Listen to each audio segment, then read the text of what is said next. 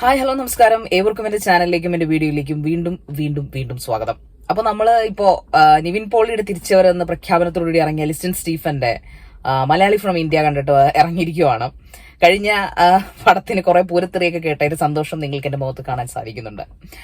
ഞാനുള്ളത് എന്റെ പ്രേക്ഷകരോട് ആദ്യമേ പറയട്ടെ, ഉള്ളതുപോലെയും ഇല്ലാത്ത ഉണ്ടാക്കി പറഞ്ഞില്ലേ. ഞാനൊരു പ്രേക്ഷകയായിട്ട് കാണുന്ന എന്റെ ഫീലിങ്സ് അല്ലെങ്കിൽ എന്റെ ഒരു അഭിപ്രായമാണ്. ഞാൻ കാശ് മുടക്കി പടം കാണുന്ന ആളാണ്. അപ്പൊ അതിന്റെ ബുദ്ധിമുട്ട് എനിക്കാരും ഇതുവരെ ഫ്രീ ടിക്കറ്റ് തന്നിട്ടില്ല.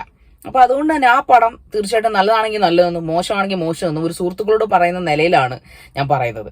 അത് ചിലപ്പോ ചിലവരോടുള്ള നേരത്തെയുള്ള ഇഷ്ടം കൊണ്ട് അല്ലെങ്കിൽ അത് ഇച്ചിരി വികാരം കൂടി പോകാൻ കുറഞ്ഞു എന്നാലും ആരും തെറി പറയുകയോ ചീത്ത പറയുകയോ തേജോന്നും ചെയ്യാറില്ല. അപ്പോ ഞാൻ മുൻപത്തെ എന്റെ വീഡിയോയിൽ കിട്ടിയ പൂരത്തെറിയുടെ ഇതിന്റെ വിശദീകരണം തന്നേ ഉള്ളൂ. അപ്പോ ഇന്ന് നമുക്ക് പറയാനുള്ളത് മലയാളി ഫ്രം ഇന്ത്യയെ കുറിച്ചാണ്. മലയാളി ഫ്രം ഇന്ത്യയെ കുറിച്ച് പറയുകയാണെന്നുണ്ടെങ്കിൽ ഇതിനകത്ത് കുറെ പേട്രിയോട്ടിസം ആണ് കൂടുതലും ഇതിനകത്ത് ചേർത്തിരിക്കുന്നത്. പേട്രിയോട്ടിസം ഉണ്ട്. കണ്ടപ്പോ എനിക്ക് ആദ്യം തോന്നിയത് നിവിൻ പോളിയുണ്ട്, ധ്യാനുണ്ട്, അനശ്വര രാജനുണ്ട്, സലീമേട്ടനുണ്ട്, അങ്ങനെ നമുക്ക് പിന്നെ മഞ്ജുപിള്ള ചേച്ചിയുണ്ട്. അവർ എല്ലാവരുടെയും ക്യാരക്ടറൊക്കെ അവർ അടിപൊളിയായിട്ട് ചെയ്തിട്ടുണ്ട്. ഞാൻ പറയുന്നത് നിവിൻ പോളി എന്ന മനുഷ്യൻ അദ്ദേഹം ഒരു മോശം നടനല്ല. അദ്ദേഹത്തിന് നല്ല കഥാപാത്രങ്ങളും നല്ല സ്ക്രിപ്റ്റുമുള്ള സ്റ്റോറീസ് നല്ല സ്ക്രിപ്റ്റുള്ള ഒരു സിനിമ കിട്ടാത്തതുകൊണ്ടാണ് അദ്ദേഹം ഇപ്പോൾ പുറത്തോട്ട് തിരിഞ്ഞ് നിൽക്കുന്നത്. അല്ലാതെ അദ്ദേഹത്തിന് വണ്ണം കൂടിയതുകൊണ്ടോ അദ്ദേഹത്തിന് തടിച്ചുകൊണ്ടൊന്നുമല്ല. ഹീസ് എ ടാലന്റഡ് ആക്ടർ എന്നുള്ളത് എല്ലാ കാലവും നമ്മൾക്ക് അറിയാവുന്ന കാര്യമാണ്. മലയാളത്തിലെ ഏറ്റവും കൂടുതൽ റെക്കോർഡിട്ട പടം പ്രേമം ഇന്ന് അദ്ദേഹത്തിന്റെ പേരിലുള്ളതാണ്. ഞാൻ അദ്ദേഹത്തെ പൂഴ്ത്തി പറഞ്ഞതൊന്നുമല്ല. മലയാളി ഫ്രം ഇന്ത്യയെ കുറിച്ച് ഒരു ആവറേജ് ആയിട്ടുള്ള ഒരു അഭിപ്രായമാണ് എനിക്ക് പറയാനുള്ളത്.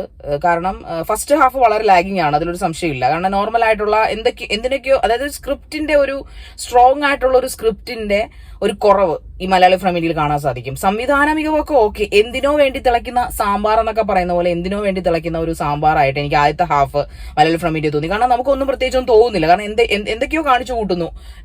നമ്മുടെ കുറെ പിന്നെ നിവിൻ പോളിയുടെ ഒക്കെ തമാശ മറ്റേ ചളിയല്ല കേട്ടോ, കുറച്ചൊക്കെ ചിരി വരും, അറിയാതെ കുറെ ചിരി വരുന്ന കുറച്ച് തമാശകൾ, സ്റ്റാൻഡേർഡ് തമാശകൾ നിവിന്റെയും അതുപോലെ ധ്യാന്റെയും ഭാഗത്തും മഞ്ജു ചിത്ര ഭാഗത്തും നിന്നൊക്കെ കൊണ്ടായിട്ട് കുറെ ചിരിക്കാറുണ്ട് കേട്ടോ.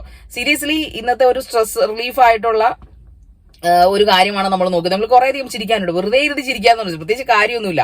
അങ്ങനെ ഒരു പടമാണ്. It's A comedy patriotic movie എന്ന് എന്റെ ഒരു ഡെഫിനിഷനിൽ ഞാൻ പറയും. അങ്ങനത്തെ ഒരു മൂവിയാണ് ഇപ്രാവശ്യം നിവിൻ. അല്ലാതെ ഒരു വെറൈറ്റി മൂവി എന്നൊന്നും നമുക്ക് പറയാനില്ല. ബിക്കോസ് വെറൈറ്റി ഒന്നും ഇതിനകത്ത് നിവിൻ പോളി കാണിക്കുന്നില്ല, ധ്യാനം കാണിച്ചിട്ടില്ല. വെറൈറ്റി ആയിട്ടുള്ള സ്ക്രിപ്റ്റ് അല്ല. പക്ഷെ സെക്കൻഡ് ഹാഫിലേക്ക് വരുമ്പോഴത്തേക്ക് ഒരു എന്താ പറയുന്ന വേറൊരു രാജ്യക്കാരൻ, നമ്മുടെ ബദ്ധശത്രുക്കൾ നമ്മളെക്കാളും കരുതുന്ന ഒരു രാജ്യക്കാരനുമായിട്ടുള്ള ഇദ്ദേഹത്തിന്റെ സഹവാസവും പിന്നെ കോവിഡ് പാൻഡമിക്കിൽ നാട്ടാണ് ഇത് ചിത്രീകരിച്ചിരിക്കുന്നത്. കോവിഡ് പാൻഡമിക്കുള്ള കാലഘട്ടത്തിൽ ഒരുപാട് ആൾക്കാർ ഒറ്റപ്പെട്ടു പോവുകയും അവിടെ പരസ്പരം മതവും ജാതിക്കും അപ്പുറം നിന്നുകൊണ്ട് ആൾക്കാർ പരസ്പരം സ്നേഹിക്കുകയും സഹായിക്കുകയും രാജ്യാന്തരങ്ങൾക്ക് അപ്പുറം നിന്ന് സ്നേഹിക്കുകയും സഹായിക്കുകയും ചെയ്തൊരു കാലഘട്ടത്തിലൂടെ നമ്മൾ മലയാളികളും ഈ ലോകം കടന്നുപോയിട്ടുണ്ട്. അതിനെയൊക്കെ മെൻഷൻ ചെയ്തുകൊണ്ടാണ് ഈ പടം ഇറക്കിയിരിക്കുന്നത്. സെക്കൻഡ് ഹാഫ് കുറെ കൂടെ ഡെപ്ത് ഉള്ളതാണ്.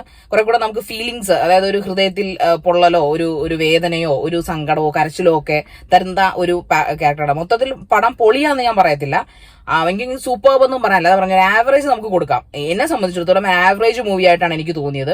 നിവിൻ പോളിയുടെ തിരിച്ചുവരവ് അതിഗംഭീരമാക്കുന്ന ഒരു ക്യാരക്ടർ ഒന്നും അല്ലത്. അദ്ദേഹം തിരിച്ചു വരേണ്ട ആവശ്യമില്ല. അദ്ദേഹത്തിന് നല്ലൊരു ക്യാരക്ടർ കിട്ടിയാൽ മതി, അല്ലെങ്കിൽ നല്ലൊരു സ്ക്രിപ്റ്റ് കൊടുത്താൽ അദ്ദേഹം പഴയ നിവിൻ പോളി അല്ലെങ്കിൽ എന്താണ് നമ്മൾ എന്നും ഇഷ്ടപ്പെട്ടിരുന്ന ഒരുപാട് വിജയം കൊടുത്ത ഒരു കഥാപാത്രത്തെ അദ്ദേഹത്തിന് നമുക്ക് സമ്മാനിക്കാൻ പറ്റും. കാരണം അദ്ദേഹം പഴയതൊന്നുമല്ല, അദ്ദേഹം എപ്പോഴും അപ്ഡേറ്റഡും പുതിയതും ഒക്കെയാണ്. പക്ഷെ അദ്ദേഹത്തിന് നല്ല നല്ല ക്യാരക്ടർ കിട്ടുന്നില്ല.